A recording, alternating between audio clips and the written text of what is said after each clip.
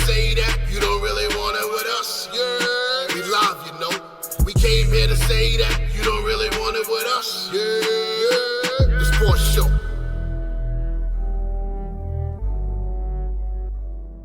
Yeah.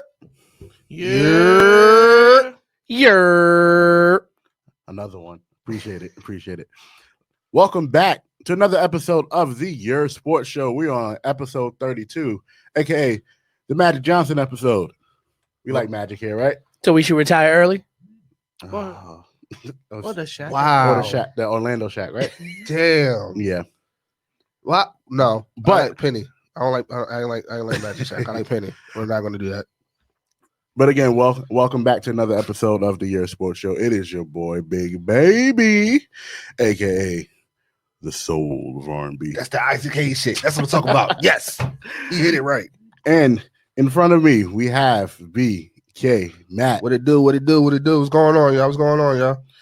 To his left, my right, we have the Queen Tay. Happy Saturday, guys. Show everybody your shirt. Let everybody see it. We know it's a shirt. And returning and returning once again, the voice of a generation, our guy Peter Rosado. How are you doing? Yeah, I'm great. And being in the studio is even a lot more fun than being at home on my couch doing this, right? But I'm happy to be back, man. Got that call last night. It was like, yo, we want you to come back for the sequel. And I was like, last night. It wasn't last night. It was more like the official, like we gonna be in the studio tomorrow. Like, she was about to choke you. I saw it in her face. No, she was just gonna give me the. Like we talked about this last week. What you talking about? Yo, Pete, you ever seen I told him the day after. We said like the day after. I said, hey, it was about to die. Yo, Pete almost set us up. Set me up. No, like, you know what it is? See that, but that's shit. like marketing television marketing 101, like the tease. Like it got teased all the way out to like that last day, and it's like, oh, I got the call last night, and we up in here today. Like they didn't have to know that we all spoke about this a week ago, right? Oh man, yo, Pete, you ever seen like them shows where like the kid ate the last bit of the food that the mom was saving, and she was like, "Who did it?" And she was like, "Who did it? I did." Did I see the show, man? Go up. I lived in a house where that happened. I did that. Yeah, I did that too. Taylor is 100% a mom. It's like the way her head went up, like it was like Undertaker when he sits up. Like, Trey, we talked about this. So right. Yesterday. Right, yesterday. So how's everybody feeling this week? How's everybody feeling? I'm on drugs. Wait, what? Not that type. Like I still. Matt has been having allergy stuff going on, so that's what he means by drugs, ladies and gentlemen. Yeah, I mean, it is 2020 where your doctor is your drug dealer now. Facts. I passed a couple weed trucks. I was about to get one. I'm not gonna lie to you. Terrible. It's like 4 of them on 8th Avenue. To think about it, that's the world we grew up in there. Like before we had to hide it, now it's just trucks on 8th Avenue. Yeah. Shit. I'm I got it for you. Oh. She gonna come in here. Whose water is this? Like I don't get you water every time we come in the studio. And it's Fiji, so you know. Exactly. All right, then. My brother. Now you can't kill me. I mean, Dre was about to play Golden Girls. I told him no. He's lying. I know. like, that's his shit. That ain't your shit. Oh man. Behind the scene trying to tell him, he's like, yo, you should play it. I'm like, no. Like, what are you trying to set me up for? We all looked at each other like she gonna kill us because I was like, because I got the Jordan T-shirt on, right? It's not my look. It was laundry day, right? And she like, all right. So see what happened was right. The shirt that I originally had, right? Mia, she threw up on it. Okay. Right. Right, it was also a black Jordan shirt too, but it wasn't. Nah, this is when we play that Bone Thugs. Right. Shit. And I'm gonna miss everybody. Yeah, I'm gonna miss everybody. That's a classic song. It is. This is like, is it that too? Or is it Notorious Thugs or is it Home with Phil Collins? I think Crossroads. Everybody knows Crossroads most mainstream. Like, I think everybody has woken up in the middle of the night with Crossroads randomly playing on MTV Hell or something yeah, like that. or the box. Right. Right. You know, I'm so sorry, I didn't condone MTV Yeah. in the 90s. Sorry. It was Cedar's World for me. That's what it was. Oh man. Cedar's World was my Cedar, but the shit. thing is, Cedar didn't come out till like 99, Exactly. 98. So we talking about like Crossroads came out like 96. No, I'm just saying, like before 99, I wasn't in the house watching TV like that, unless it was Raw. Yeah. I was outside Nitro. or cartoons. Nitro, yeah. Times. But you know, Crossroads is definitely a bigger song. I think Notorious Thugs is a better song. That's my shit. Armed and dangerous. Ain't too many could He bang with killed us. that shit. Yes, he did. He killed that Straight shit. up, we know Angel does. And the fact that when Biggie had passed, that became like the biggest like song before like More Money, More Problems. And all They that sampled shit. that verse like 3 times. They sampled it. No, Oh, the last time they Jesus, sampled it was fire. on Biggie duets, and Yeah. which Those are hot. wonderful. yeah, I see these Kobe 5 rings that coming out. Yes. These is fire. I love Kobe, but I can never wear his shoes. I'm just waiting Yeah, on some ugly them. shoes. No, it's not that it's ugly. It's Yeah, just not some ugly comfortable. I'm waiting on the only ones I'm waiting on is the Bruce Lee ones. Because they dropping the Bruce Lee ones. They got the white with white and the black with the red blood scratch marks, but they dropping a yellow one Bro, I'm only wearing Bruce with the Lee tracksuit sneakers. colors on it. I'm Yellow only and wearing black. The yellow and black with the red blood stains on them. I will only wear Bruce Lee sneakers if it treats me like the Transformation Chamber on Family Matters. That's the only way I'm wearing it. Other than that, I ain't with it. I'm not doing I'm trying to turn into Matthew Miller. it. Yeah. Fighting for the love of Wawa Winslow. It's All right. crazy. All right, family. Let's get into today's. Somebody said you were fronting. Gary said you were fronting. That's my brother. So let's get into today's hot topic of the week, right? So we all have been watching the news, paying attention to the news. We've heard about what happened in the Breonna Taylor case. It's a unanimous. All of us here unanimously do not agree with how the case was handled, but we also don't agree with certain sports figures being, how can we say it? Can we call them ignorant I say uninformed or uninformed? It's a collaboration of both. I expected more out of Shaq than I did out of Charles. I don't know why. I can't call it ignorant. I can't call it misinformed. Mhm. I can call it ignorant, Mhm. but dangerously ignorant. Yeah. Let's just say that.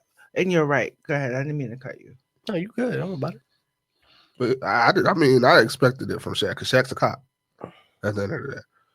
And that I bleed blue thing, it really holds true. Like, I mean, no, what I meant by that is like I expect stupid shit to come out of Charles Barkley mouth on a regular, yeah. right? I don't expect like Shaq has shown, regardless of all like the fun jokes we play about him and the way that he talks and stuff like that, he's shown, especially since he left basketball, that when he speaks, you listen. Right. There are things that he says that I really respect when he says it. So that's why when I say I expected more out of Shaq than I did out of Charles Barkley, I was more like my head turned more when I heard what Shaq said. Yeah. Because when Charles talks, sometimes it's just want, want, want, want, want, want. I really don't think Charles ever really. A lot of things he says off cuff, but when it comes to this topic per se, this has been a couple months since, like, this is around the time of George Floyd. This is before George Floyd. She died right as COVID was starting to take over. Yeah. So, Yeah. but more information came out around the time of George Floyd, right? Mhm. So, yeah, you have your scuttlebutt about all the stuff that played out during it, but there's enough information out there for you to understand and perceive what happened, regardless of certain situations, whether it be the boyfriend and his role in a lot of things. Nobody deserves to get shot, and if they're still alive, you should get emergency attention, not leave her there. You know what I'm saying? Like so an animal. yeah, so I Worse than an animal. Right. That was just like we was talking about it in the group chat. Like, yeah, it's ignorant, and then you think like you got too much money to be that ignorant. But sadly to say, your social status has no merit on ignorance. And you bring up the fact about money, right? And so part of me wants to say that, you know, they're trying to toe that political line, right? Because they don't want to mess up the fact that, hey, you know, I still gotta, you know, associate myself on a business level and all this stuff with certain communities. So I kind of want to be like, yes, like it's especially like when the way that Shaq and Charles said, it's like, yes, it's bad. Yes, we disagree with this. Yes, we don't like it. But so it's like they're trying to play both sides of that coin, and that's what kind of angered me the most. But here was my thing: what angered me really about the statements themselves. When they say they can't be lumped together, they're like, oh, Breonna's case can't be lumped in with like George Floyd and things like that. Let's be very clear about something, right? Regardless of the fact that we're talking about, again, a person of color dying at the hands of police, right? We are talking, and you can tell me all the things you want and bring up all the reasons why George's situation is different from Breonna's. But here's the one thing that unites all of it. They are both situations that lie within a sea of situations in where people of color have lost their lives because police actions that they were doing their job, they did it wrong, right? So yeah, 100%. You can hit me with the no-knock warrant, whatever. We've seen no-knock warrants being served before, but a no-knock warrant can be served without somebody dying. Facts. Right? 100%. You can hit me with the whole, oh, George Floyd did something wrong. You can hit me with the, oh, he was resisting arrest. All right, cool. But you could arrest somebody and you could incapacitate somebody in a way where they don't lose their life. Facts. Right? You could do all of these things that we have seen police officers do to people of color in ways that do not result in them losing their lives. So at the end of the day, you can hit me with, oh, but the police were just doing their job. Yeah, but they did it wrong. And that's the problem, because we would not be out here protesting and fighting and yelling and screaming and dying if you were doing your job correctly. Facts. And so that's where, to me, you have to lump Breonna's case in with George Floyd's case and every other case that we have seen. Why? Because, again, it is another example of police officers incorrectly doing their job to a level that resulted in the death of a person of color. Simple. The only two differences is the level of barbaricness and the situation. Not even. The level, standing on somebody's knee, putting a knee on somebody's neck for like, what, 9 minutes, 8 minutes? Shooting a woman 6-7 times. That's barbaric. It's barbaric. But she home in her bed, In her asleep. bed. What do they always tell us growing up, right? And again, my experience with my blackness as a white facing Puerto Rican, right, is different from the experience of anybody in this studio's blackness in their lives, right? And I'm gonna be straight up with that, right? Mm-hmm. But even I, growing up as a young man in the hood, right, we were always told, if you follow rules, if you stay home, if you don't start no trouble, if you don't do nothing, ain't nobody, there's gonna be no reason for the police to bother you, no reason for there to be any problems. Tell me how Breonna was doing anything she shouldn't have been doing when she was in her home, asleep in the middle of the night. Just a correction, because and thank you, Tavia, for sending us the article the other day. So, not saying that this changes anything, but they're saying that she was asleep. She wasn't asleep. It doesn't change anything. I just wanted to be. She was home. Yeah, she was home. In her home. In her home. Whether she was asleep or not. Like, your home's supposed to be a safe haven. Facts. Yeah. So one main reason why I stay home, like, why you? I'm a homebody. I can't get into nothing. I'm in my crib. Yeah, right? but that's what my Breonna thought. Taylor showed you is that you can get into something in your crib. You know, this speaks to a bigger symptom of systemic racism and injustice, right? Mm-hmm. Because stand your ground laws are the same laws that got George Zimmerman acquitted of murder from Trayvon Martin. Whole fact. Right? Uh-huh. So her boyfriend, whatever his criminality was, he was a legal gun carrier, right? Mm-hmm. And it's okay for this young 17-year-old nincompoop to shoot into a crowd of protesters, but it's not okay for somebody to be in their home, encountered by who they didn't know who was knocking on it, who busted in their house. So he wasn't allowed to stand his ground. The problem is Black women are dying in spaces where they're supposed to feel comfortable. Mm-hmm. Black women are dying in a doctor's office. The Black maternal health crisis is ridiculous. I went to a hospital one time and my blood pressure was 150 over something, and that's not normal. Mm-hmm. The nurse told me that's normal for Black people. Oh. and did not take my concern seriously. Okay? The black woman is the most disrespected person in the United States of America. Are our lives, are we not supposed to be protected by anybody? Law enforcement? Even her own boyfriend? She's even crazy saying that. We're supposed to be able to protect them, and we can't even protect ourselves. Did you see her tweets? This crazy. Girl was looking forward to 2020. Thinking that big things were coming for her. And now she's just another hashtag with no justice associated with it. And Daniel Cameron, chickens always come home to roost, my man. Always. What was the statement? Enough. I apologize. Enough. No. I apologize for jumping you on that. Hold on. Let me jump you real quick because there's a few people in the comments. I'm not going to really post the comments, but in terms of answering certain questions, people are saying, "Oh, he shot the cops first." Yes, he shot at the cops first because when a quote unquote no knock warrant, he's standing his ground. Right. There is a stand your ground law, and he didn't know if there was intruders. Now people are saying that, oh, there was witnesses saying that they heard the knock or the warrant. Only one person. And then it took them 2 interviews to get that person. 3. No, that's what I'm saying. That's what I'm getting to. Yeah. It took them 2 interviews for the person to say no, and then on the 3rd interview, they're like, "Oh yeah, I actually heard something." Right? Do you know how crazy it is when people get interrogated? Mm-hmm. There was a case in New York. One of my high school friends, they pressured his former girlfriend so bad, threatened her family, threatened her career, her livelihood, until forced this woman to lie.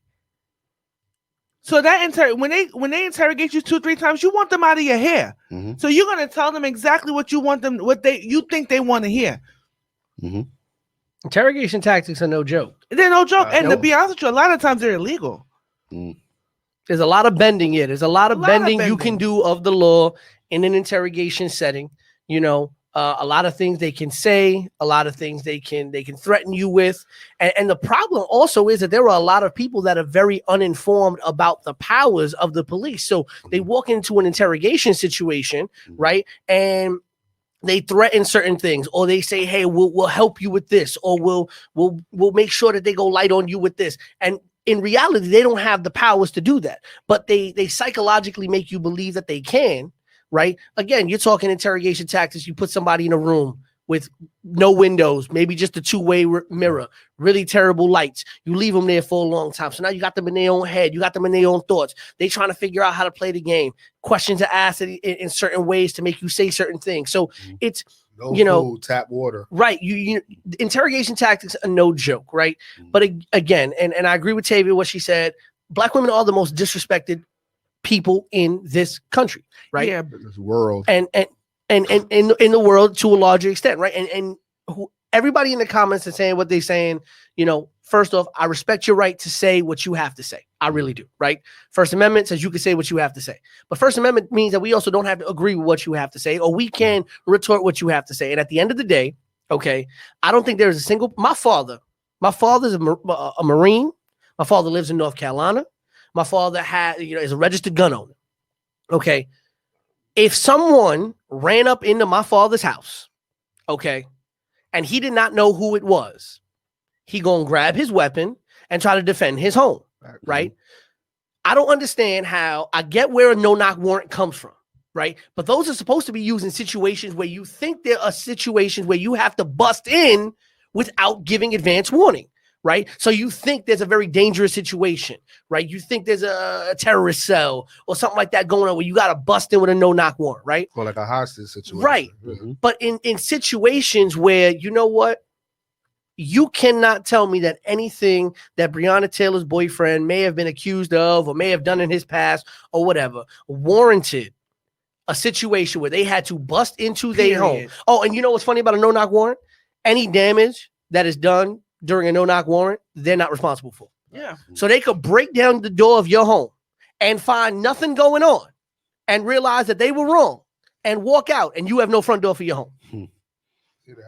And the funny part, the other part about that, they're talking about Breonna Taylor's current boyfriend at the time when she was here with us.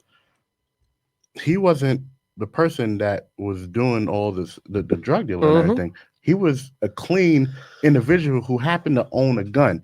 Breonna Taylor was on that warrant because of her ex-boyfriend who she associated with, who she's helped out a few times. And when the ex-boyfriend was doing all types of crazy stuff with the car, and somebody said there was a package sent to Breonna Taylor's current apartment, and somebody made up a lie saying that, oh, this looks suspicious. And they also said inside the warrant, Breonna Taylor was a soft suspect. There was no reason to run up in the house and just start shooting like this was Call of Duty. Yeah, like you taking down Osama bin Laden in that bitch. Right. You know what I'm saying?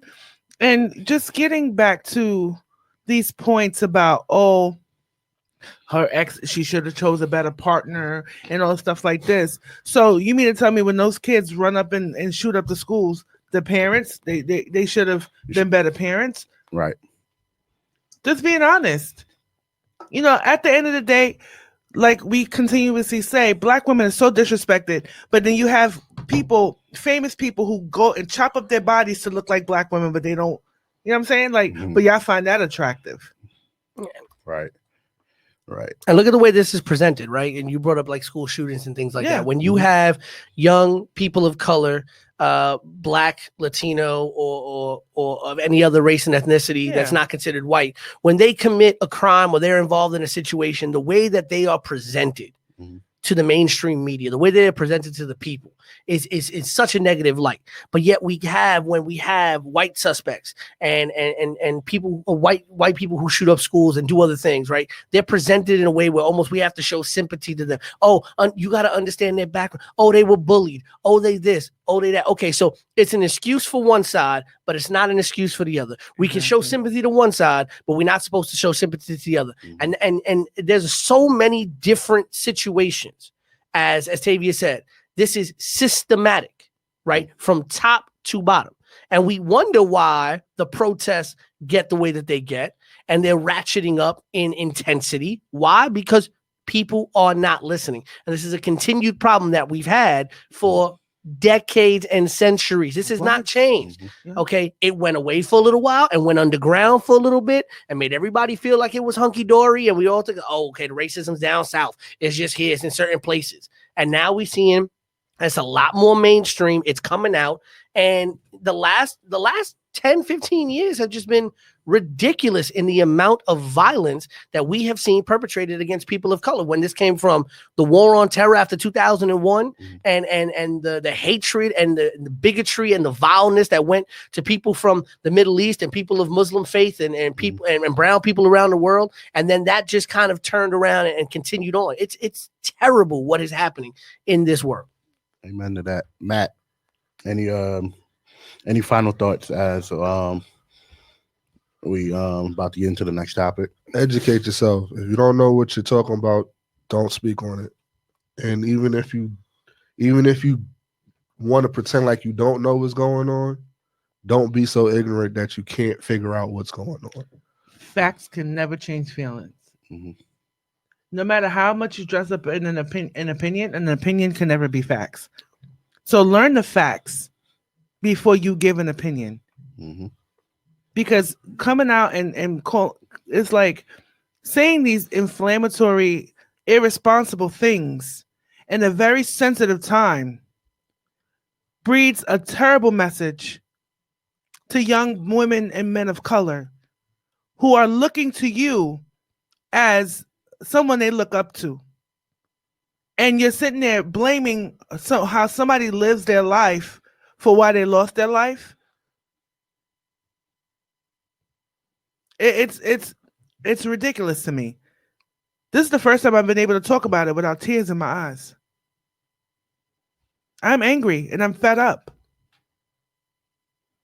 Because it could be me. You know, when you're a person that looks like me, I'm going to say this out loud, right? When you're a person who looks like me, also understand, you know, as I said in the very beginning when I started talking, my experience with my blackness as a Puerto Rican is completely different from everybody else sitting at this table. And the one thing that I make sure I try to never do is speak to an experience that I do not have and speak to an experience that I do not know, right? I love my blackness. I do not exist without it as a Puerto Rican, right? But I cannot speak to the same experiences that Dre and Matt and Tavia had to deal with growing up, right? And living their life day to day, right? It's completely different. And so whether you are like me, whether you are a light-skinned person of color, okay, or you are a white person who is an ally, understand where your space is in the larger fight. Understand what you should be speaking on and how you should be speaking on it. Don't try to take up the spaces that you should not take up, because while you have a place in this fight, you need to understand that your place is a very specific one. Right. And we need to be the allies that we need to be in this larger fight and not try to take this fight over for those people who are truly fighting this fight. Amen.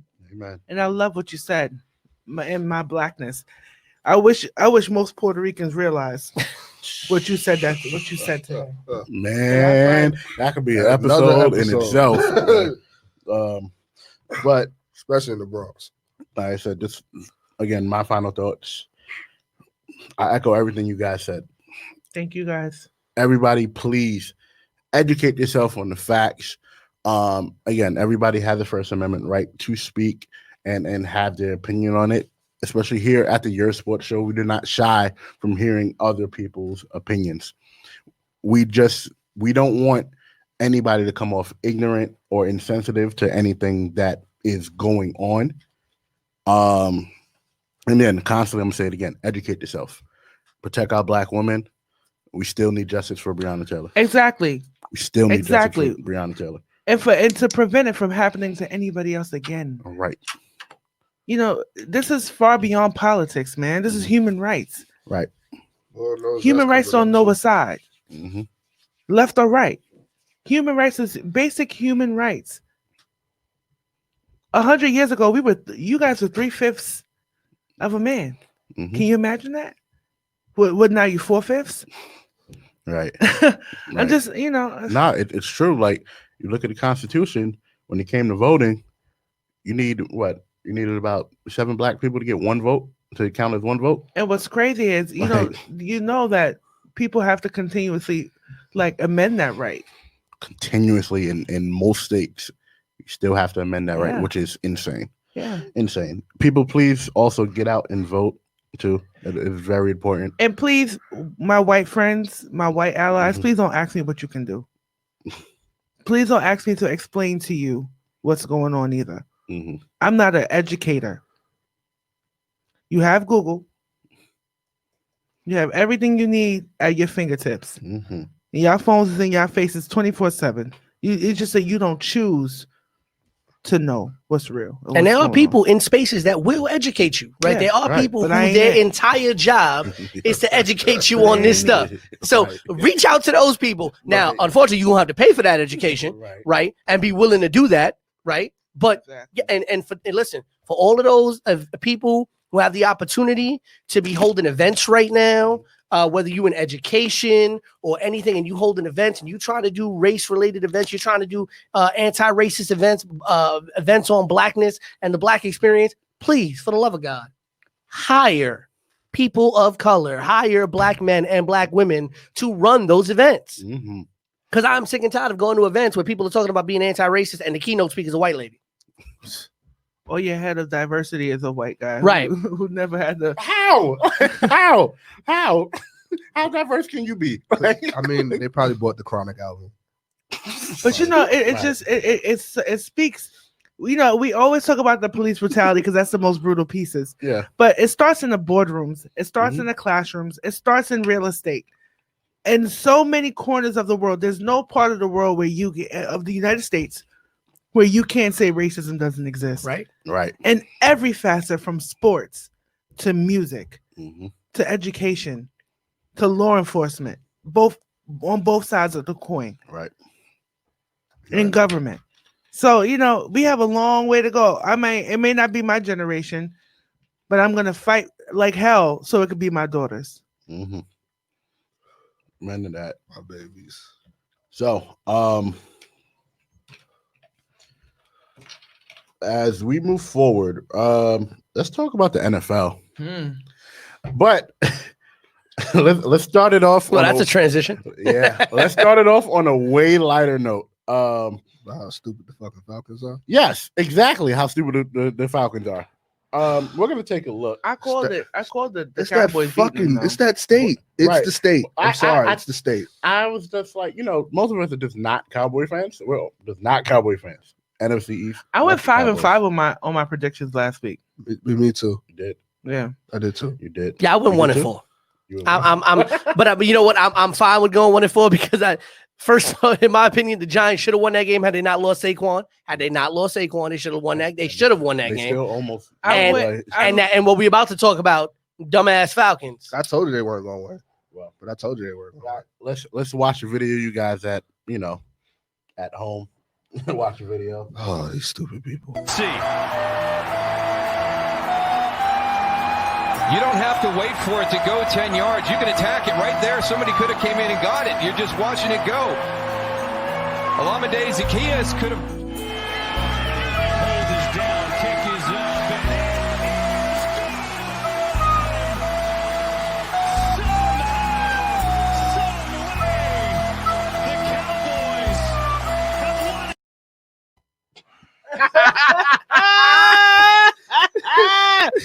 Yo, I can't even be mad at that. Yo, that flute. I can't even be mad at I that. just want to throw this out here. To all my friends from Georgia, because I got a lot of them. I spent time in Georgia. Same script, different cast. It never ends with you guys. Your Bulldogs fucked up. Your Falcons shit the bed in the Super Bowl, and how many? It was like 4 or 5 of them just looked at it. What do we do, George? What do we do with the Like, ball, George? just Oh my looked God! at What it. do we do? What do we do? Like, what's so Where you wrong go, with just laying on top of it and running the clock out? And even if you get a penalty, they get the penalty on them when they get so even if you have to take that penalty You just gotta and go get some yards back. taken off of that Yeah. on when Dallas gets the ball, you still run clock off the ball. Which is kind of what I said for the Super Bowl. All they had to do was run the clock out. That's all I kept saying. Run the fucking clock out. Y'all are killing them. I would never forget. Run the clock out. The 3. They ain't recovered. They have not recovered They from haven't losing that Super recovered. Bowl. I feel so bad for Matty Ice. I feel so bad for him. 20 points. You guys are up 20 points. You had one job. One. Beat the Cowboys. One job this week. Just Boy, continue to have the NFC East look crazy. Dak- Look, just Dak make it is look touched by wild. an angel. No, you gave Dallas the win. Dak was touched by an angel because if they would have kept that loss, granted they fought back, They did. but like I was fully prepared to shit on the Cowboys this week. I was fully prepared because I'm like, that makes no sense. Y'all look like shit. I had a feeling that the Falcons were going to shit the bed. I did too.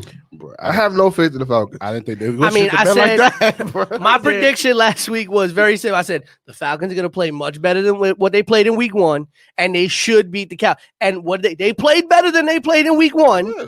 And then, of course, in absolute Falcon faction, They played P Right. in the head. they went and they were just like, we forgot how to play football. They're like, Listen, my best friend, Justin, Mhm. right?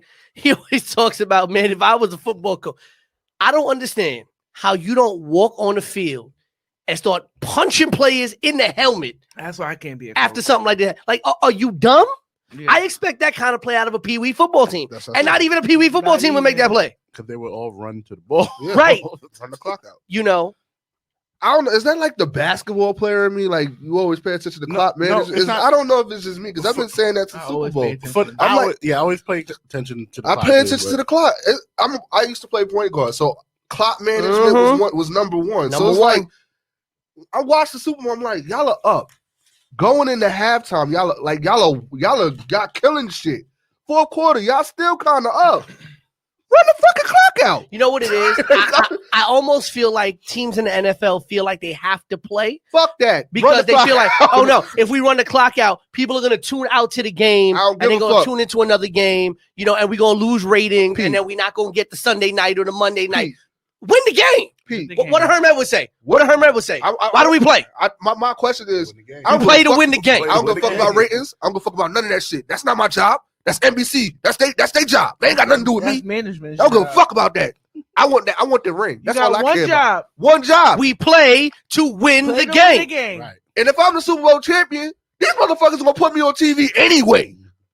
The fuck I care about the ratings. I don't give a fuck They about probably that didn't shit. Sleep that whole night. That's the type of loss that keeps you up at night. Now Matt Ryan went to sleep. Matty Ice is fine. Matt used to this.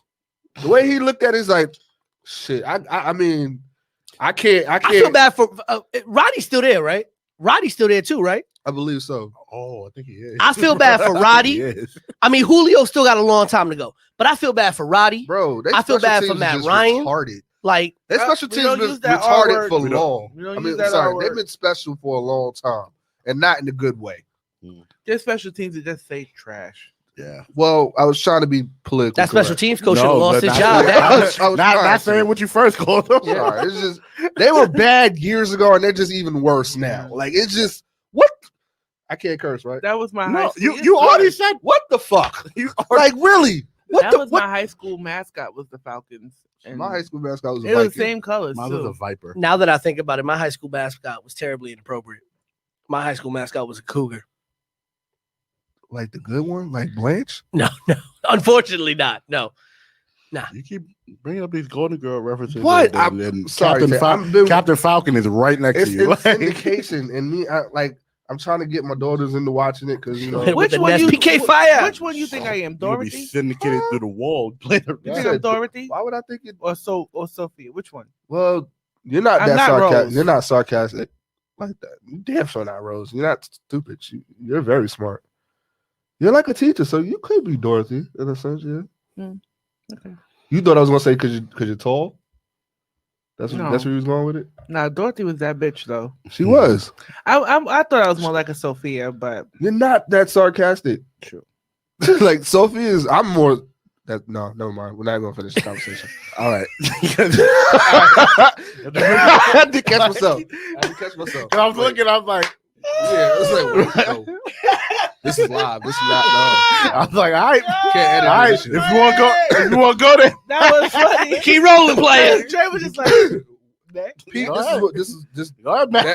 welcome. Keep going. You're fully getting BK now. I'm Just- loving it. Yeah. I'm loving every moment of this. Yeah, so as we you talk about fumbling the bag, let's talk about the Chargers doctor, bro. If he's still employed by the team, they have a problem. Yeah, he should Well, lose his license. So what he did, How? so How? to to put all the facts on the table first, put all the right? facts on the table first.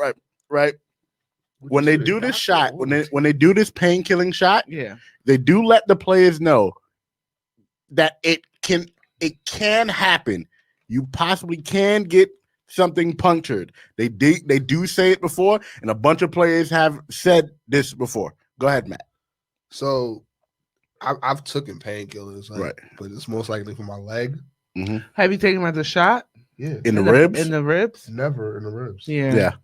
It's been in the knee. Like But let me tell you, it's when I had water in the knees. And shit. it's yeah. Let me tell you though, even though this is some bullshit, don't get me wrong, you don't Just realize expensive. how very easily it happens. Mhm. Because even when you say when you're about to give birth and you get an epidural, they tell you that it's a high risk. If you move, you can become paralyzed from the waist down. I still remember that feeling. So She squeezed the shit out my hand. yeah. So with that being said, any slight jump, it could be a wrap. So there. I know the epidural is more or less to your back, Yeah, not but your ribs. But your ribs is like No, I mean like I think she got it like it's like here. yeah. So It's like right near your spine.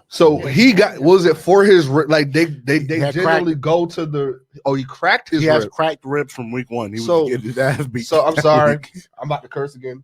Motherfucker, why are you playing? Why? We should be running a counter. I think that'd be cool. We- like we- one of them South Park counters. See how What many the times fuck? that go. Like Like every time. look, Kenny or Butters, first, something happened to Kenny or all right. Butters. Yeah. Offsides, clipping, technical foul. This season is already Doomed. yeah.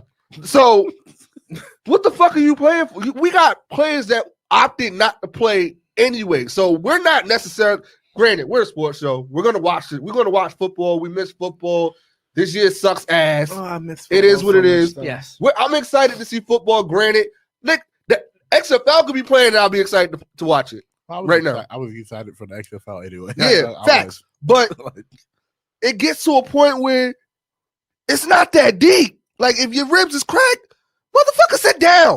But they Sit say you down. can play with.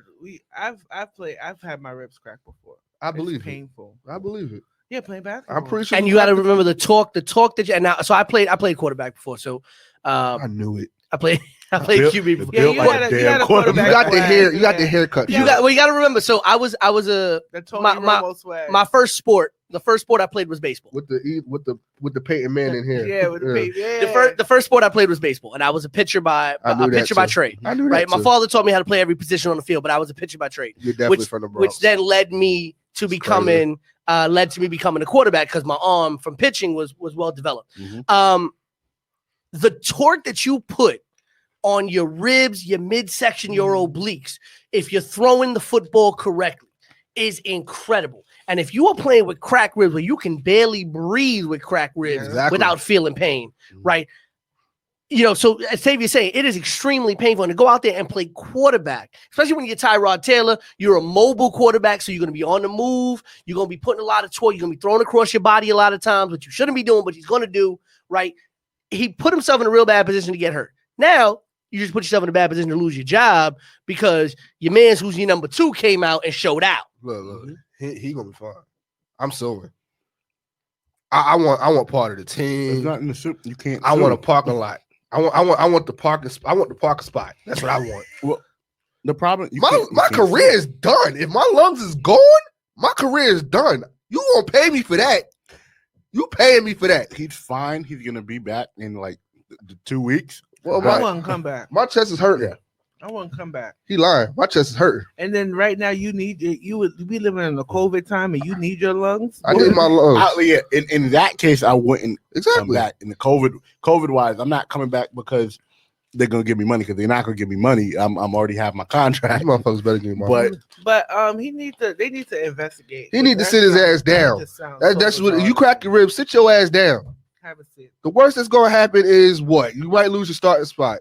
Well, look what happened with Carson Wentz. I mean, he's still. Please don't bring that motherfucker up. I Please, still have. please it's don't. Like, ever since it felt like when Stop. we discussed it, in And our- he's getting in our worse. chat. He's getting worse. Yeah, when we Like, discussed this is it what in I'm our saying. chat, it felt like my Falcon focus was on him. Every time just I like, step in Philly, I just scream, "Y'all should have gave Foles the contract." I say that every time I go. I said it this morning. I'm like, "Y'all should have gave Foles the contract." So really, at the end of the day, the only recourse that Tyrod has, right?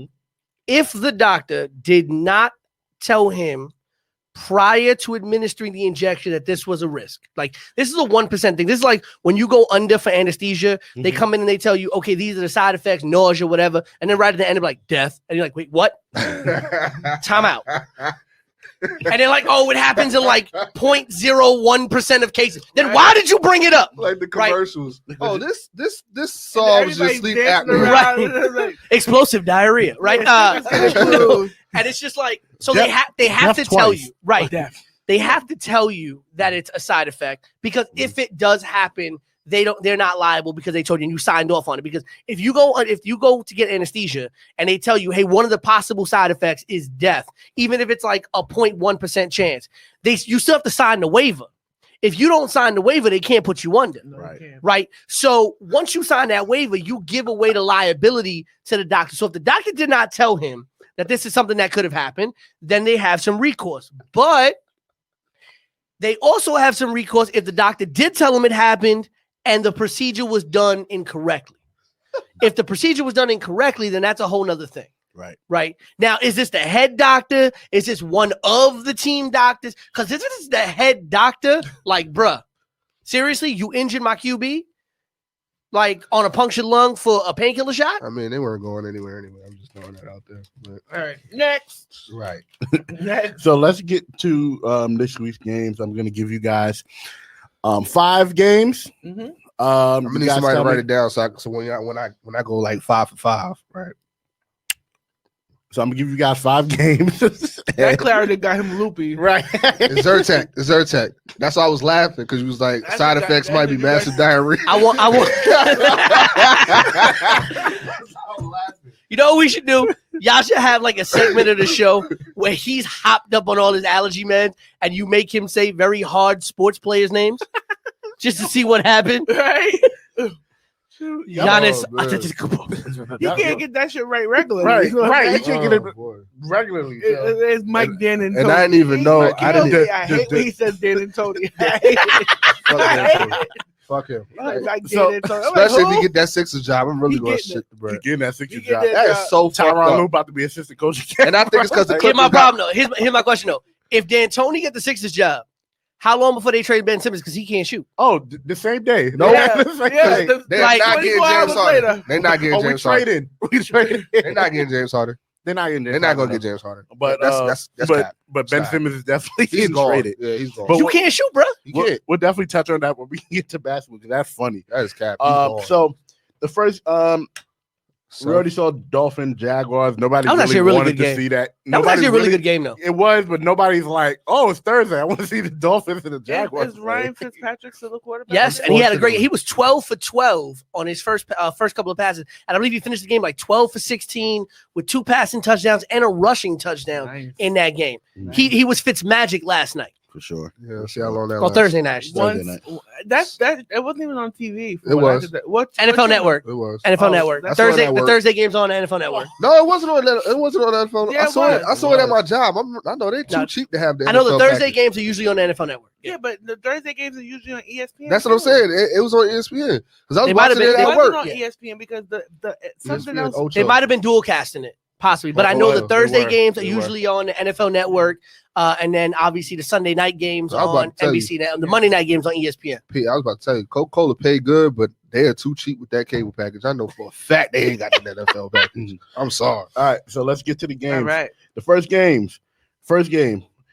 Our New York Football Don't Giants. say ours. Don't say Hey, ours. my Giants. Ain't my Our Giants. Ain't That's my football Giants. Giants. Thank you. versus Why are you even the asking? This? 49ers. Why are you even asking this? We The know. Giants losing. We Sorry, know they're that gonna they don't go got 0-3. Saquon Barkley. Like, cut it out. But Saquon Barkley, I'm sorry to say it. Even with him, they were going to lose this game. I'm sorry to say it. Saquon, Listening. I'm listening. Go ahead. Get your hot take. he reminds me kind of somebody who's like I thought you were about to say Tiki Barber. I was about to Oh, start man. laughing. I was about to start laughing. he's slightly overrated, guys. Ooh. And that hurts my heart to say. As a Giants fan, I love Saquon Barkley, but I don't know if it's Daniel Jones. I don't know if it's the coaches don't know really what to do with him. I thought Jason Garrett did a really good job with Ezekiel Elliott. He Mhm. did. You did. That's a hot take. I don't know how you do a bad job with Zeke Elliott. But That he boy's did a good- monster. Right. But he did a good job with Ezekiel Elliott though. That's a hot take. That's why I think they brought him to the Giants for that, or as the offensive coordinator to kind of work with Saquon. But I think that after that last injury last year, he had not returned to true form. And now that his ACL is torn, we won't know Mhm. if he'll ever get back to where he was. Gotcha. But I found like not like overrated, like oh he overrated, but like It's not Giannis. maybe a little bit. Yeah. It's not Giannis. Can I push on this game? Because you got a JV team Uh-huh. in the Niners. They got all the injuries right now. The Niners do not have their starting quarterback. I believe 2 of their starting wide receivers are out for this game. I think Raheem Mostert is a bigger weapon than anything the Giants have right now, especially after that 80-yard run he pulled on my Jets last week. Bro. Too soon. Too soon. Listen, Let it go. okay. Just don't bring it up. Uh, They're not going to talk about the Jets on here. Just let it go. Just let it go. listen, we shouldn't. I'm a Jets fan, but they don't deserve to be talked about. Thank you. Right? Thank you. That 80-yard run that he busted on us last week, I should say. I still think he's the X factor because I think they're going to just run the ball a lot in San Francisco. The Giants should win this game They because won't. even depleted, even depleted. They got Daniel Jones. They got some wide receivers. They should be able to play this game. San Francisco's coming cross-country again to play in MetLife. They didn't like how MetLife was last week. And the Giants are not the Jets. Question. They didn't leave. Oh, they never left. No, they're in Virginia. Okay. I'm sorry. What receivers? They got better receivers than the San Francisco 49ers do right now. You got to say that. Just leave it. Yeah. I was about to say what? I mean, listen. Yeah, Greg Kittle's not playing. Kittle's out. Kittle's out. The tight end's out. Garoppolo's out. Okay. I believe one of the other wide receivers is out. Okay. He hurt his ankle like on the turf. Yeah, on the turf. On the turf in MetLife. Oh, I got turned over for that shit. Sucks. You know, so they're missing some major weapons for San Francisco. The Giants should win this game with how depleted San Francisco is. Do I think the Giants will win? No, because the Giants are going to play like the Giants, and they're not going to win. I'm sorry, Tavia. But I know. honestly, this this is very early in this is a push game. Welcome to the team. The Giants should win. I'm going to pick the Giants Me just and Pete because gotta they do this should every win. other- we gotta But do I this can every honestly season see with them the losing Jets. this game. Okay, Matt, who's Really? gonna win? Really?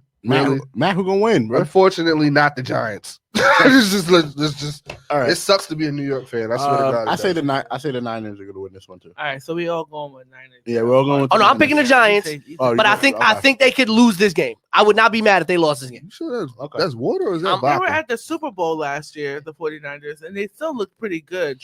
You remember when like That's this vodka. is looking real Golden State-ish. Like if this was if I was betting this game, if I was betting this game, this would be a toss-up game for me. First This of would be all, a toss-up. Like Golden if State is coming back next year. right, and Like they're so coming back. probably next the 49ers too. year. Yeah, you're right. They got- But yeah. all right, for the next four, kind of rapid fire because I want to get to the basketball and I want to get to a little bit of wrestling. Okay, I have to stop soon. got you. Texans Steelers. Whew. Texans. I got faith in my boy Ben. Boy, I'm going with the Steelers. I'm going with the Steelers, but the Texans are gonna play better. Yeah, I say Texans. The Texans look scary this year too. They do. To me. They do. Raiders Patriots. Patriots. I want to pick the Raiders because I hate the Patriots. I want to pick the Raiders because I hate the Patriots. But I don't think the Raiders are for real. what? I don't think so either. I get what you're saying. It's too soon for them, in my opinion. But I think they're the 2-0 team that's most likely to that bubble's gonna burst. yeah, I'm going with the Patriots. Ooh, Cam Newton looks better. He better really than does. He looks With not that many weapons either. He's doing what he's supposed to. I give you that. Edelman is a beast. But again, I still hate the Patriots. I said I ain't say he ain't had Yeah. none. I said not that Edelman many. is a beast. Like, People so- forget that Edelman's still in that team. yeah. imagine if they get. Oh, OBJ. I didn't even go to the bottom because it's. Ooh, There's some beautiful games this week. I got the whole schedule up in front of me. yeah, I do too. And I Packers. think that's gonna be a possibility. Packers Saints. Sunday night game. Woo! Sunday night Two game. of the baddest men in goddamn Who's winning that football. game? I'm gonna start. I'm gonna say the Saints take this one. That defense is. What are their records? Saints think 1-1. Yeah. I think Green Bay's 2-0. 2-0. Saints taking that I'm game. going with Drew Brees. But Aaron Rodgers is still. Aaron Rodgers is scary. Whew. It's hard to go But- again because that man is. Aaron Rodgers is scary, but Drew Brees is a nightmare. So it's a difference. At New Orleans, normally I would take New Orleans because of the home field advantage in Louisiana. Aaron Rodgers is the bad man. But I think they're going to rebound from last week's loss to the Raiders. I think the Saints are going to win, though. I will say this. It looks like, to me, Drew Brees is slowing down a bit. Definitely. He looks like he's slowing down a bit, and I don't know if that team is built to win if Drew Brees slows Of down. course they're not. Not But, without him. and the funny thing is he's slowing down a lot faster. Like, because last year, I think it was like towards like the middle, towards like the end where he pivoted. Yeah. Right. Mhm. And it's like, I guess the age thing is coming back. Yeah, on. without training camp, Yeah, without Yeah, proper conditioning. that it's is- starting to kill That him. is the biggest thing for the older quarterbacks, even with Brady too. Yeah. You have no prior reps outside of no contact practice. Like, what are you gonna do? And Yeah, I'm maybe going with the Saints. I'm going with the Saints. okay. So Saints. Yeah, I'm taking the Saints. Oh, Saints. Okay. Chiefs, Ravens. I knew you were going to that Monday night game. That's gonna be a good one. I'm gonna go with the football Steph Curry and the Chiefs. They look alike. They dare Dude. And they're getting What's their records? the Chiefs should be 2-0. I'm talking about the Ravens. 2-0. 2-0. The Ravens They both is taking it. undefeated. Oh, That's what I'm talking about. Look, I'm saying it now. Where's the game? At Baltimore. in Baltimore. The Ravens are taking the Yeah, game. I'm saying it now. If there's any team in the NFL right now that I feel like that could really dethrone Kansas City, because they didn't look too good last game. I'm not gonna hold you. They look. I think they escaped with the win, but granted, Patrick Mahomes is godlike. Lamar Jackson might be his kryptonite. That's my opinion. So I'm gonna go against y'all. All I right. think this is going to be Mahomes' worst game statistically, because I think Martindale, the defensive coordinator for the Ravens, is going to put the hurt on Mahomes. But here's where I feel Baltimore does not get this win. They don't have the same kind of weapons. They don't have a running game outside of Lamar Jackson. Yeah. Right. Lamar's kind of a do-it-all quarterback, right? Mind you, his backup is Robert Griffin III. So if Lamar goes down, not really looking good for the Ravens, right? But he's their number one passing option and the number one rushing option. Mahomes can run the ball, but he really depends on his receivers. He can spread that ball around. He can put the ball in his receivers' hands, and they got a decent running game.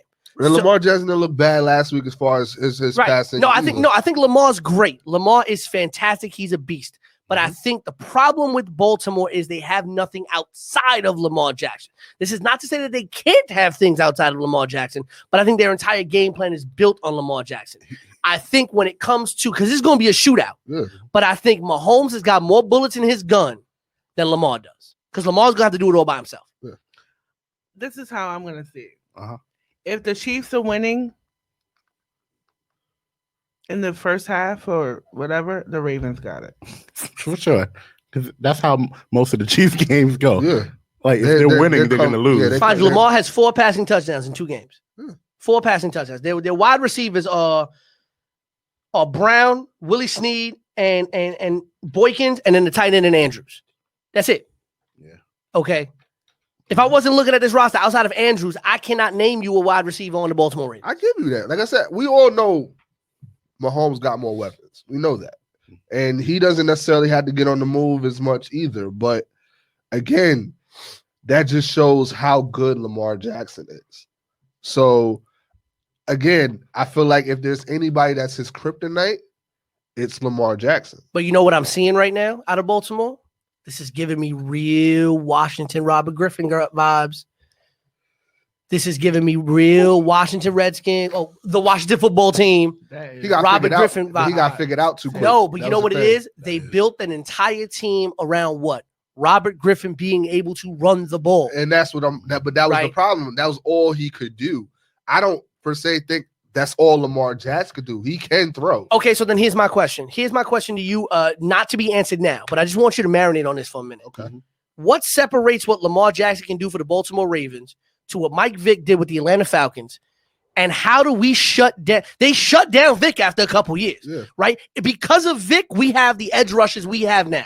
Right. The edge rushers that we have now do not come into the league and do not get developed the way they get developed at the collegiate level if it wasn't for the game that Michael Vick played with the Falcons. Because of Vick, we have quarterbacks. We have quarterback sneak. Like, zone. Lamar Jackson is our generation right now. The closest thing we have to a Vick-like player who can throw the ball at a very good level and can run the ball at a game-changing level. Yeah. But how long till they figure him out, or how long till Baltimore finally does what Atlanta almost never did until the end of Vick's career, which got cut short, right? And get him weapons where he can utilize his arm and not have to utilize his legs all the time. Yeah, that's a great question. That's a great question, and I want everybody who's listening and watching to answer that in our comments on YouTube as well. So let's move on to some NBA. The conference finals have been something else on both. They've been good in both conferences. Lakers are up 3-1. Heat are up 3-2. But there's a few stories going into both of these games. Let's talk about the Lakers series, Lakers Nuggets, and apparently before Game 4, the Lakers contacted the league headquarters about LeBron's lack of being at the free throw line. what ended up happening is Jokic and Millsap both ended up with 5 fouls apiece in that last game, in game 4, and LeBron was at the free throw line most of the game. I think that's trash. It's a bitch move. Let's call it what it is. It's a bitch move. Like I said, as much as I defend LeBron and everything like that, and most times I will say LeBron does not get enough foul calls, but in the middle of the playoffs, that's not something you do. That's not something you do. The fucking Western Conference Finals, you don't do that. That you don't do. And that kind of just like you basically change your whole series. Not saying that you couldn't have won without it, but and let's not take away the free throw discrepancy, because in both games, in games 1 and 2, the Nuggets combined shot 60 free throws. That's a lot of freaking fouls. Like what games? Games 1 and 2. Okay. That's a lot. So, all right, a lot. I want you to pay attention to the last 2 series, right? Mm-hmm. How often was the Lakers at the fucking free throw line? Still not as much as the damn Rockets were. A lot more. A lot. Than the Rockets? No, in that Trailblazers, that's why they won, because it was at the goddamn free throw line so goddamn much. You really think that's why they won? Are you serious? That's one of the main reasons that they lost, because they were at the free throw line crazy. Would you stop? Stop. Damn LeBron sexuals. I can't stand y'all. I swear. No, go ahead. Stop. I want to hear I'm this. not being LeBron sexual. No. I want to hear. The first thing I said was fucked up. It was a ass move. Yeah, we all said that. It's a bitch move. Granted, I don't. How true is it that LeBron wrote a letter and did all this shit? I don't. It's true. It's 100% true. Yes, he's admitted to it. LeBron admitted to it. LeBron didn't go to the league. Who did? The Lakers. Bitch. The Lakers. Anybody in the front office. Somebody went up there. Look. No comment. Not getting this. All right. Well, Peter, your thoughts on the LeBron parade to the free throw line in game 4. Listen, I'm not saying LeBron. Mm-hmm. Whoever in the Lakers went to the league office, it's a bitch move, straight out, right? Mm-hmm. It's a bitch. We're not telling LeBron or the Lakers to take, Bill Laimbeer type fouls. Right. We're not asking you to get beat up like Jordan got beat up, or like anybody got beat up by Charles Oakley in the paint. We're not asking you to do that. Mm-hmm. But as Tavia said, in the Western Conference Finals, gotta stop. Right. It has to. It really has to stop. Go ahead. Continue. He's not even playing. Continue. Let it go. Let it go. You have to let it go. And if they don't call travel when he gets to the goddamn rack, they shouldn't call foul. Let him finish. Go ahead. God damn it. Go ahead. Here's the thing, right?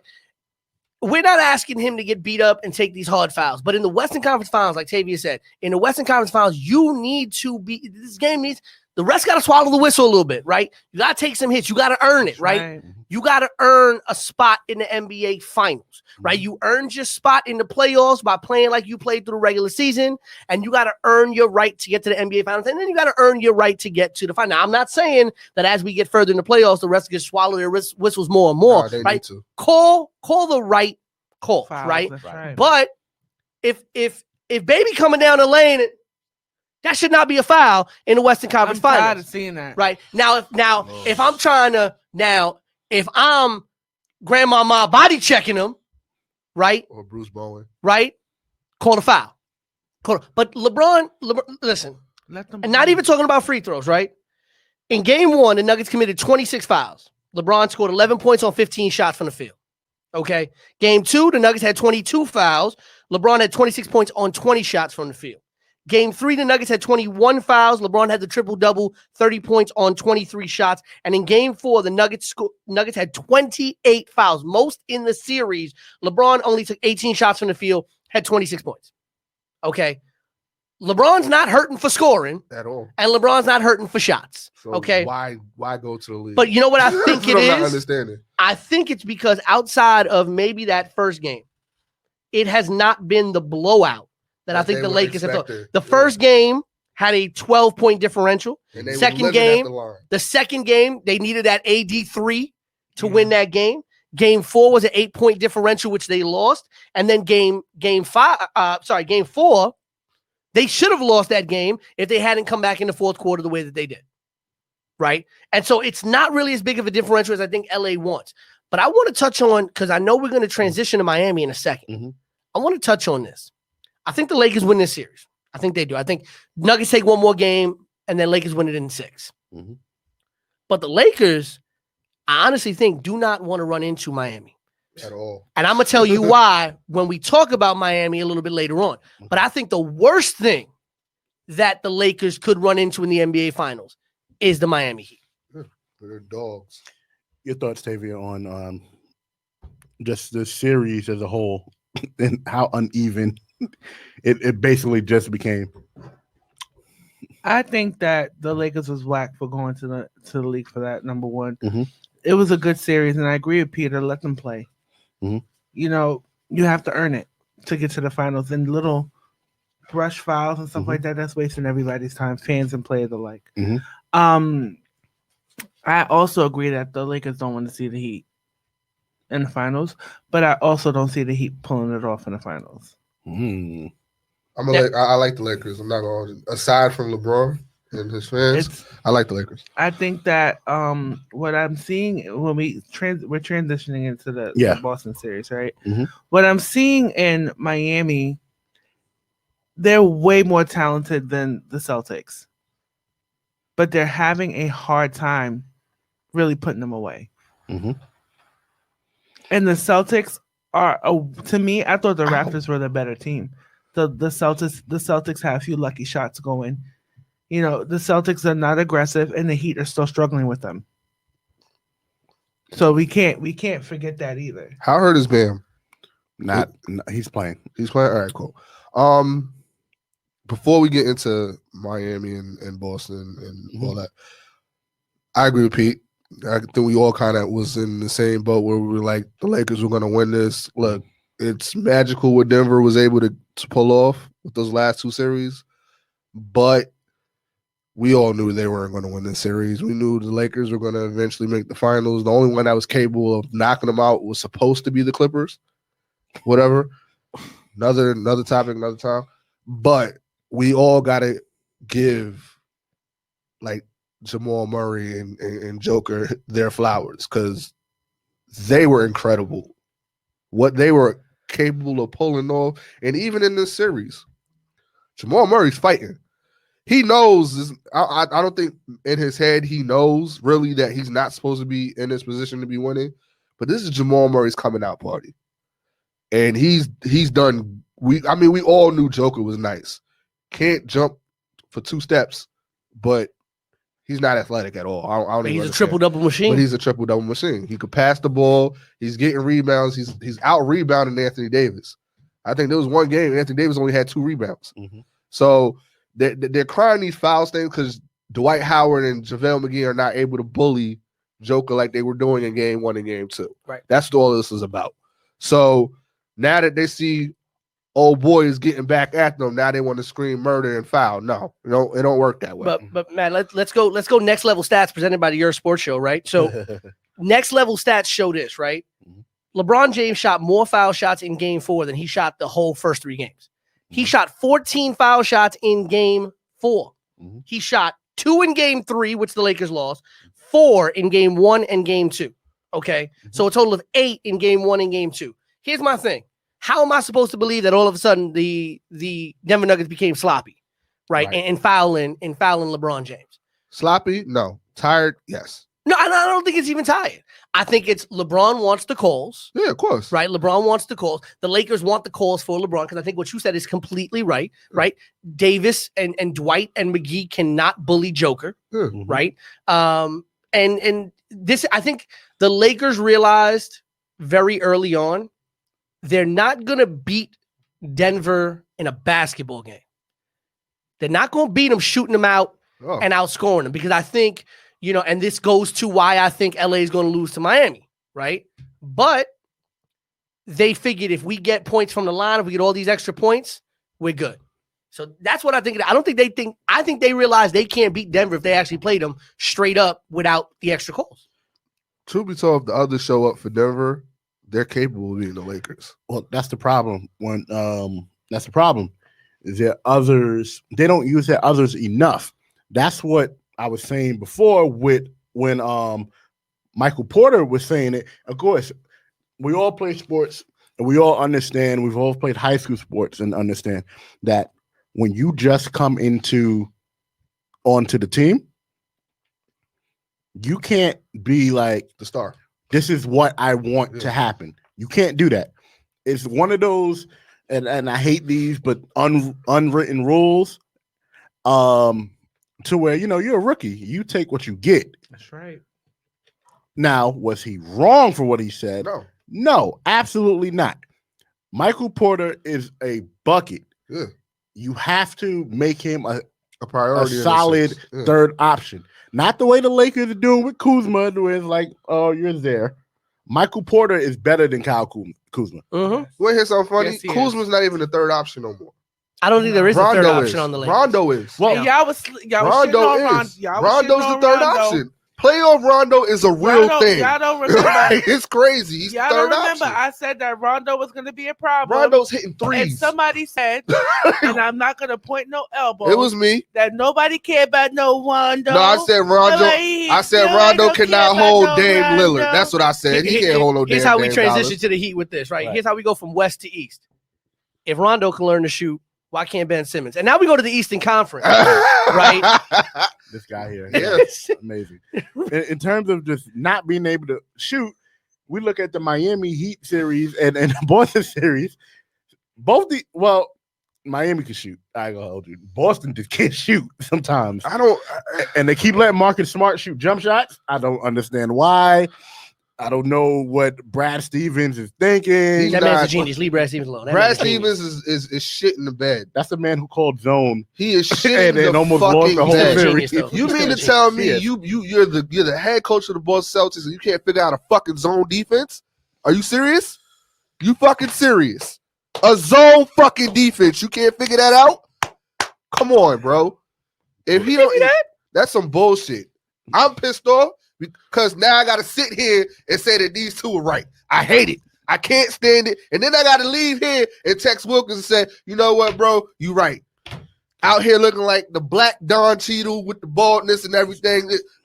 I got to say that you're right. So what is this one thing I always say, right? Shut up. Don't let the facts get between a good story. Don't do it. No, that's what I know what you say. Don't do it. But I know what he about to do. James Butler, James G. Buckets. And the G stands for get. Tyler Hero. Stop. Yo. Stop. Can I Before be y'all a even go hero, there, baby? Stop. Stop. I'm not. No. The dragon. Stop. Hold on. Stop. The dragon. I already know where this is and going. Bam Dallas. Do not play with people's children. Look. And Boston is looking like kindergarten right now. The last two games, Tyler Hero. We going on a balled. trip on our favorite rocket ship. I'm not going to. Tyler Hero balled the last two games. And you forgot my favorite role player. My man Duncan Robinson. Yeah, Duncan Robinson is a Duncan. beast. Don't you sleep on Dunkaroos over here. Yeah, he's a beast. Duncan, he's on fire. Robinson. Yes, I forgot about him. My bad. Look, before we and Crowder, you forgot about Crowder. Jay Crowder's Crowder's been stop. streaky this No, I'm not. No, offensively, this series has been streaky. Offensively, yes. Defensively, no, yeah, for sure. Him and Butler getting at it. But see, here's the thing, and here's where I think you're going with this, right? Bam, Butler, Crowder, Dragic, Duncan Robinson, and Hero. And if he wants to, because they can put him on the floor and he can get quality minutes, Iggy, right? We going 7-8 deep on the Heat. Shoot. We going 10 deep. Right. None Olenek. Right, which they're not even really playing. Right. We haven't seen Myers Leonard on the floor. Which is right? shocking. Haslam gonna listen. I'm gonna tell you right now. LeBron want to complain about foul calls? Wait till Udonis Haslam put a hip in him in the NBA Finals. Right? Let's just put. I'm more surprised on the Olenek thing because I'm like, all right, I thought they were going to really use him, but they don't need to. I get but that's the thing. But you can go like you said, anywhere from 7 to 10 deep on the Heat. You said it yourself. If Rondo's your third option. Do you really have a third option? No. You have two players on the LA Lakers. You have my man Anthony Davis Jr., the brow. And the next time LeBron James disrespect Anthony Davis by saying, I knew Anthony Davis was going to have a great game because of the angle his unibrow was in this morning. Like, that's funny. Like, stop it. Funny. Right? That's kind of funny.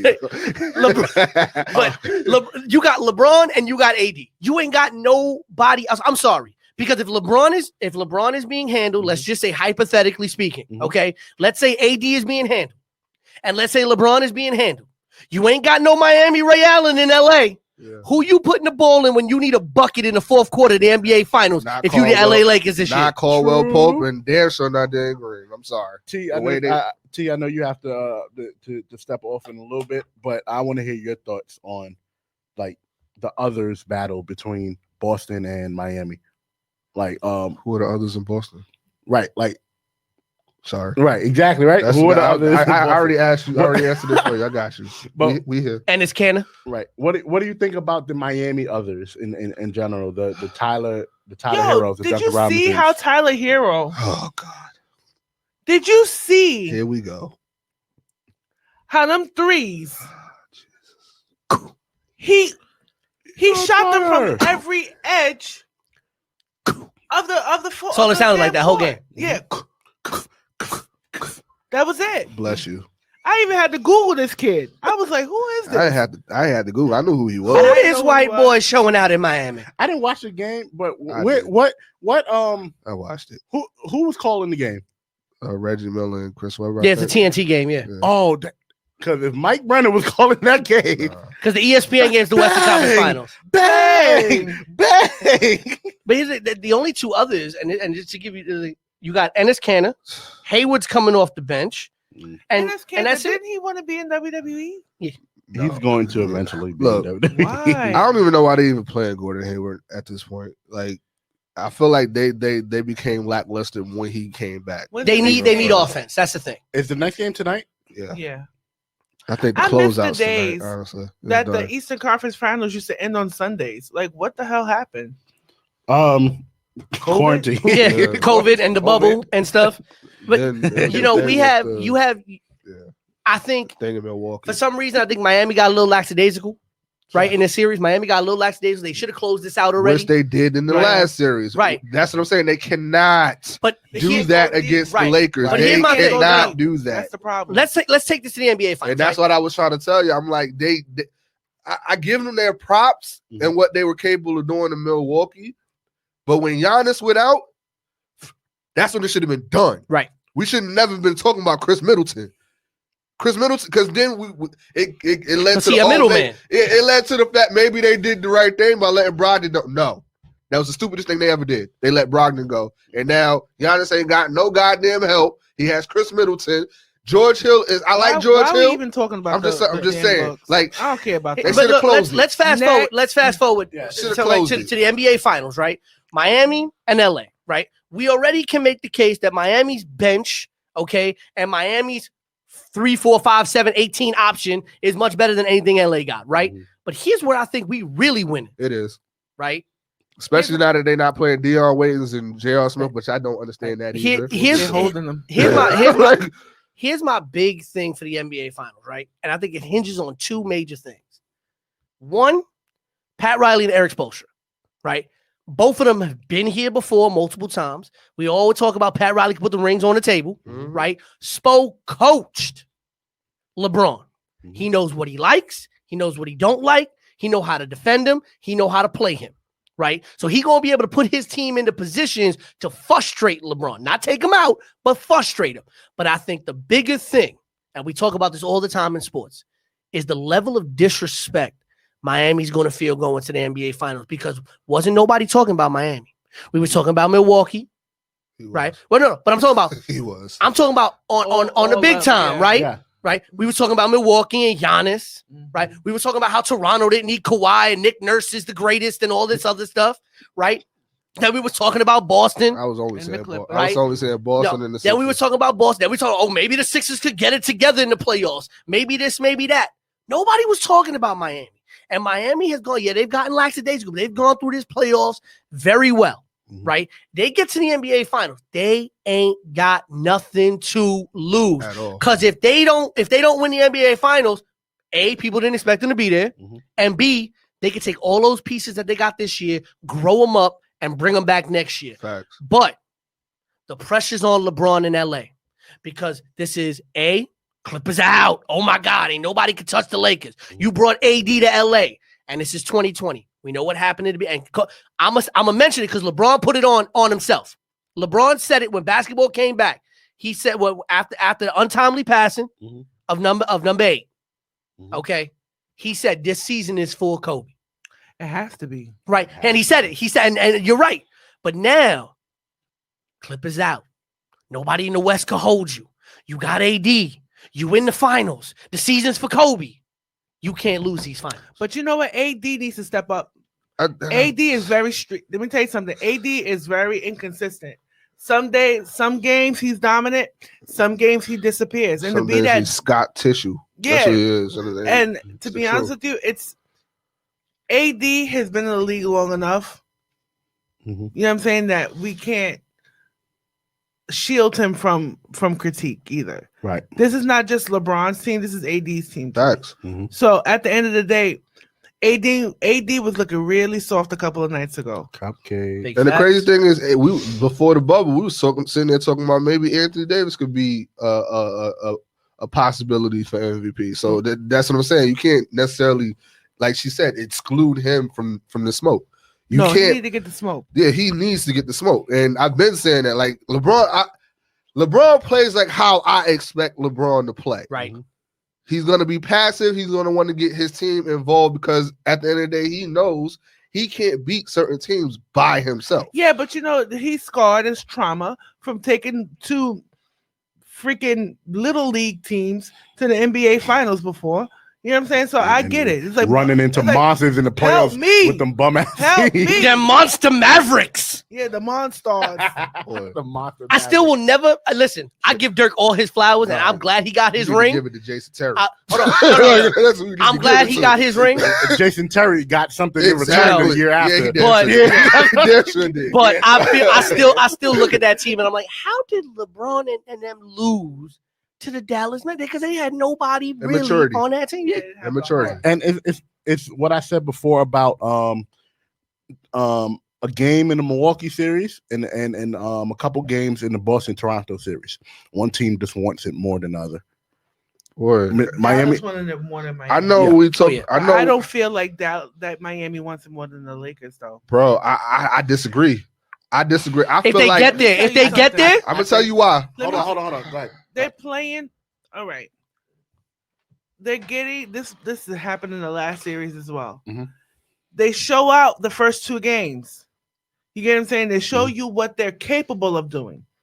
Then games 3 and games 4, they become weak. Yeah. They become lazy. They become lackadaisical. Mhm. You get what I'm saying? That game that they lost to the Celtics, they could have very easily won that game. All the games that they lose to the You know what I'm Celtics, saying? except for the last blowout. The thing they is, just the Celtics are not the Lakers.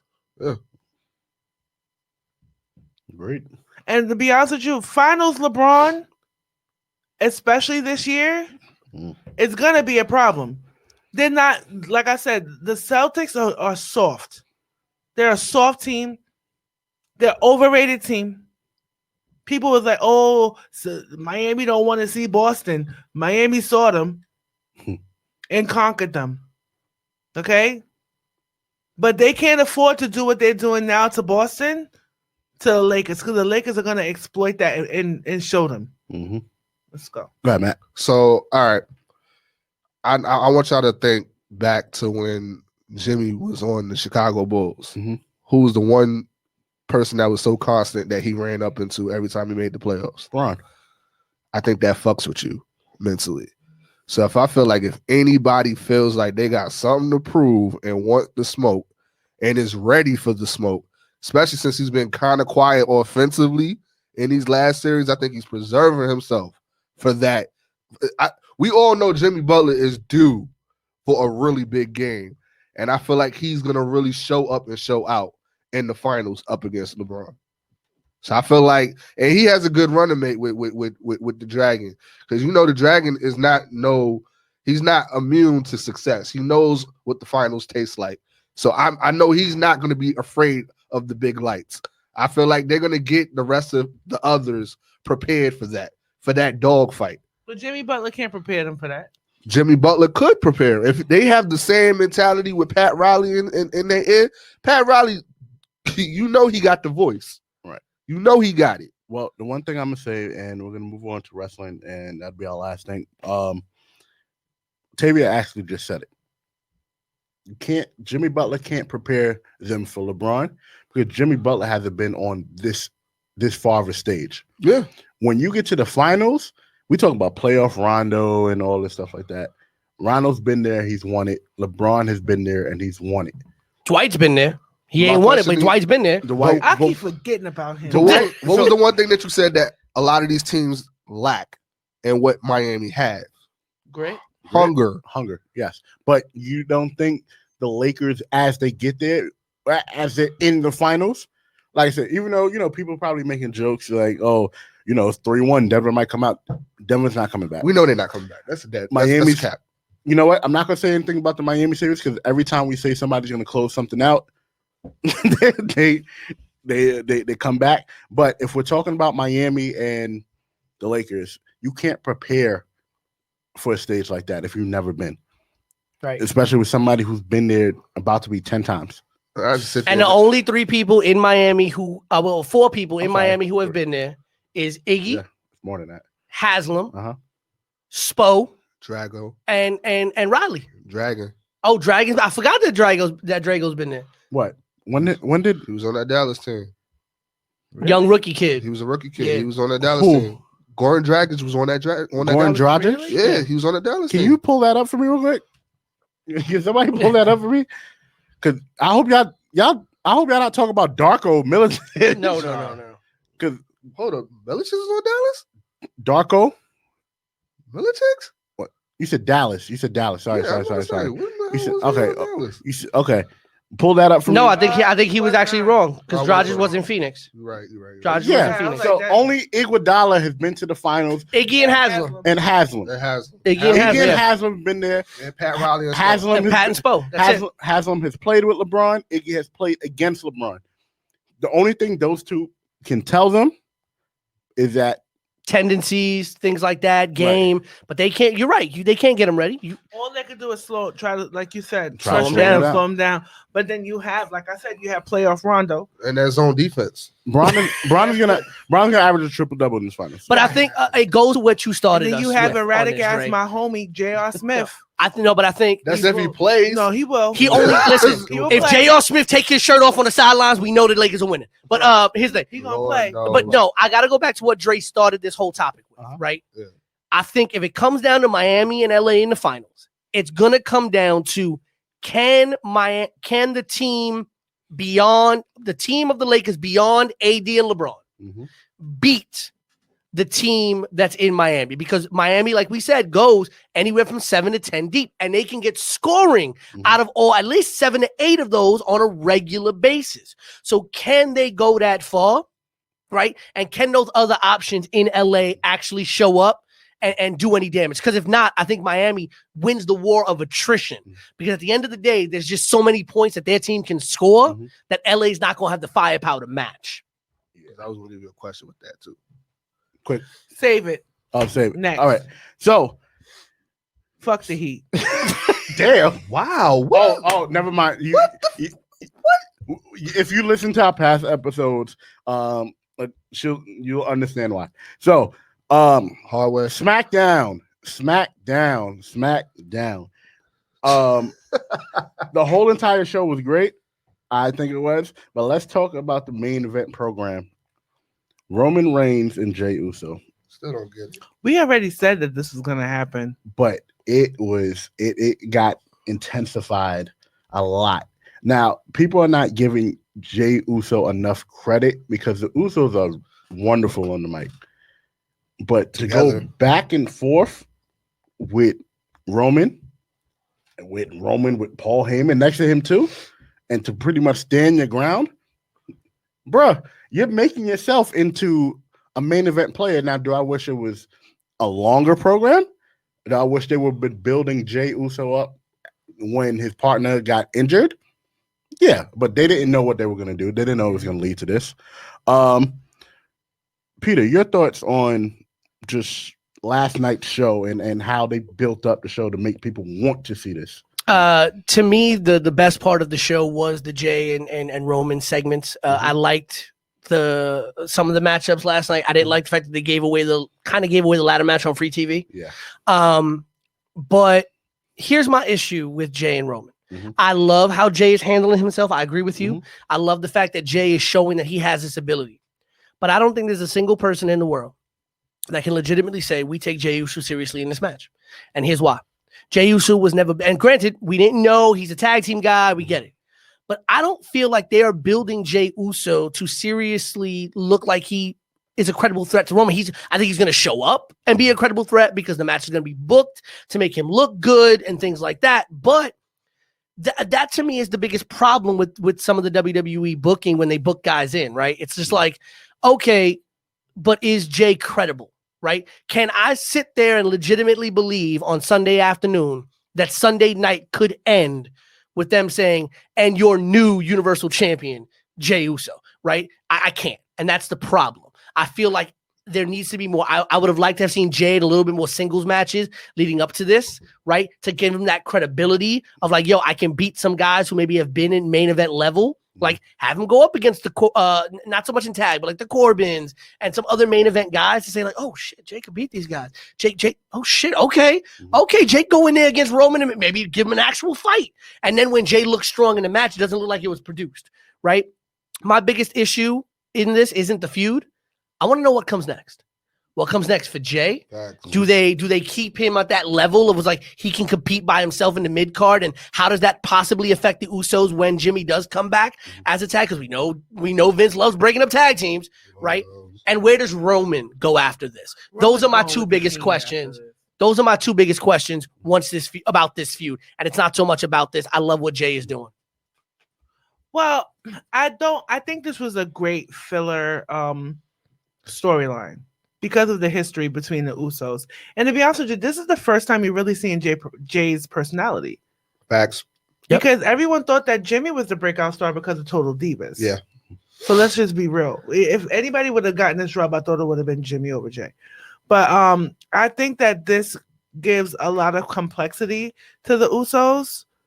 I think that it might end up with us. I feel a stable is coming for Roman. And I think it's going to start with when the Usos come back. Yeah. I would like to see tomorrow maybe Jimmy interfering in the match in some way. That'll make more sense.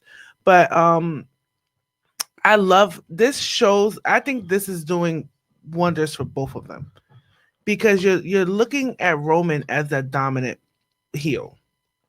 You get what I'm saying? And you're looking at Jey Uso as somebody that's more than a tag team specialist, which he's been for what? His whole career. Reigns is showing vulnerability too. That promo last night where he's like, our family needs this, showed a vulnerable side to Roman where he's just like, I can't lose this. But then you see where he's going with it, and I agree with Tavia. It looks like it's leading to like a Samoan stable and like a Samoan. I always wanted to see that. I have a question for you, Tavia, because you talked about Jimmy interfering. Yeah. And I think a lot of people, there's been a lot of rumor sites that have brought this up and stuff like that. I didn't know. There's been some rumor sites that have brought up, oh, will Jimmy get involved and there's that. But I think a lot of the rumor sites are going with the idea that Jimmy's going to come in and help Jey. Right, come in and help Jey, and then Roman still wins, right? What would happen? And I think you just clicked on it. What happens if Jimmy comes back and screws Jey? That's what I was thinking last night when I was watching. It'll be like when Bree and Nikki, and then they eventually got back together. When Bree, with Stephanie. Yeah, when Bree screwed. Well, Nikki screwed Bree. Screwed Bree. But I would hope it doesn't turn into a series of matches. With them going against each other. I hope so. No, I think Jimmy's still injured, but I think it'd be interesting to see like Jimmy come back, keep him on camera, kind of hit Jey, causes Roman. But I would want to see it to be something where like Jimmy's conflicted, but at the end of the day, it goes back to that family thing. We need Roman at the head of that table. We need this to happen. Jey, we love you, but this just not for you, right? And kind of if we do go to that stable, you already have those cracks from the beginning where Jay's not brought in, where he's just everybody's friend. Jay's brought in because he's like forced in. The family kind of like, listen, you either in or you the black sheep. And like we know with the Samoan, with the heritage and the history, Jay's going to kind of feel forced in, but you already have those cracks right before the whole thing starts going, so that when it explodes, you're like, yo, from the beginning, we knew it. Exactly like it's playing out like how the Brett and Owen feud played out, where Owen became the black sheep because everybody was like, Brett's the guy. He's the heavyweight champion. We need this for our family. But so the difference is Brett was like the superstar babyface. Yeah. when that was happening. But now we're just doing it in a Yeah. different lens, and like you said, that's also a good thing. Jimmy can come back. He doesn't necessarily have to wrestle.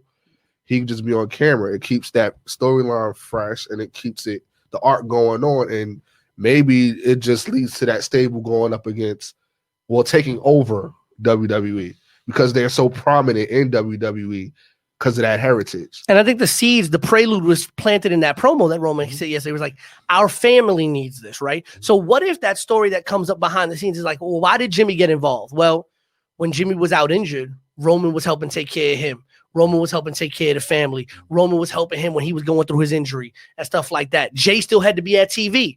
Jay still had to perform. Jay was still needed at matches. So Jay couldn't do that for Jimmy. And so Roman kind of stepped in. And you start this whole program of maybe where while Roman was away, that whole COVID Roman, what was Roman doing? You could almost set the seeds for the storyline having started then, right? Where it's like, oh, while Reigns was out, he was making sure that Jimmy was good. He was making sure that Jimmy was okay. He was taking care of that family. And so Jimmy feels now indebted. Not so much that he wants to turn on Jay, but he feels indebted to Roman. Because Roman turns around with the like, many times, though. remember what I've done for you. Yeah.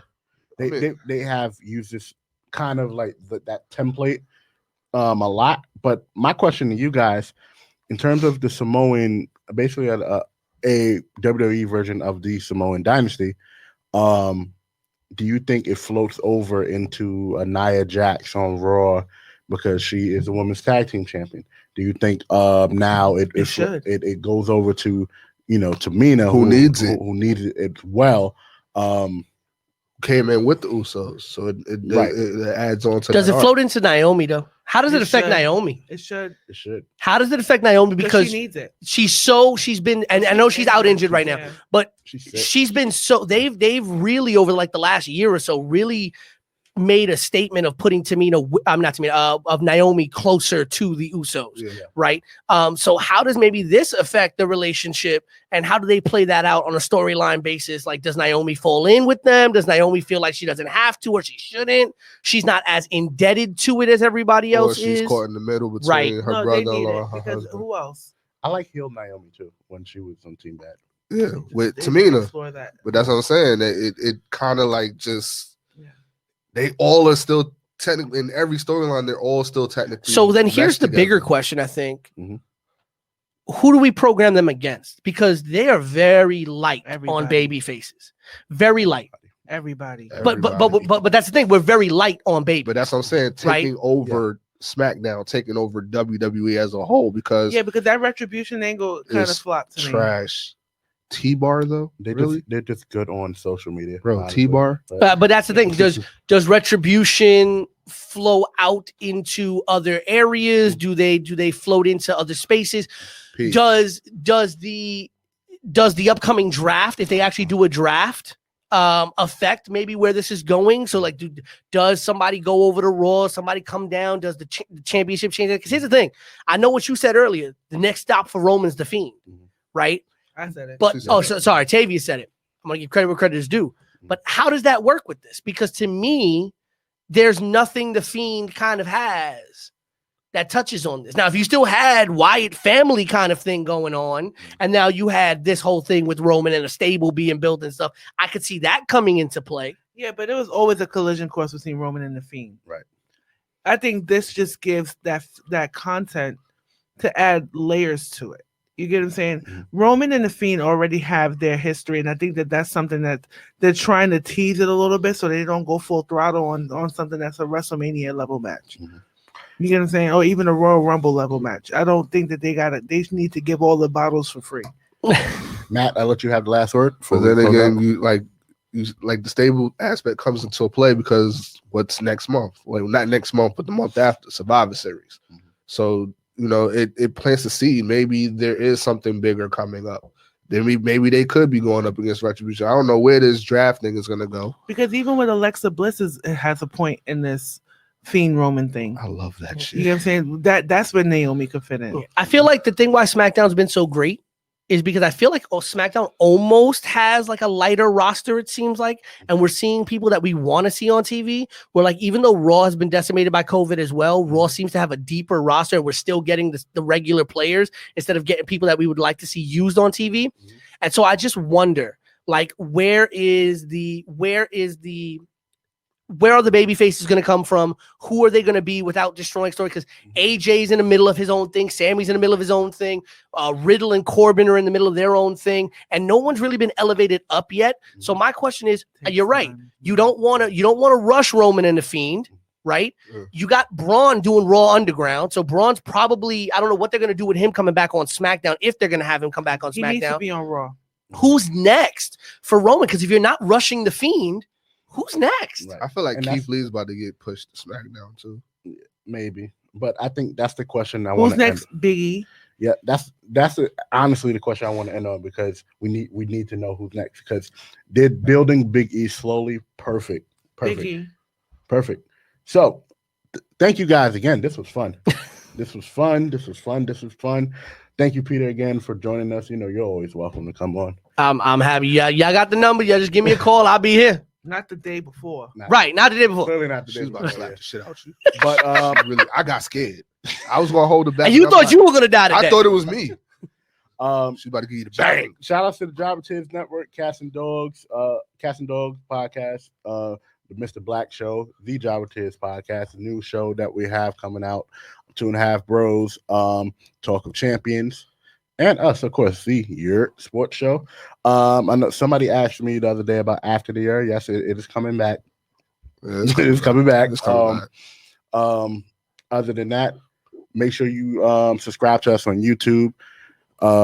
Follow everybody on Instagram. All of our Instagrams are on our Instagram and on our pages. You can find the Instagram on the Instagram, which is on the Instagram. Somewhere But on everything Yeah. is Yerrr Sports Show, Yeah. guys. Everything is Yerrr Sports Show. Or just go to yerrsportshow.com and you just click the link and everything is there.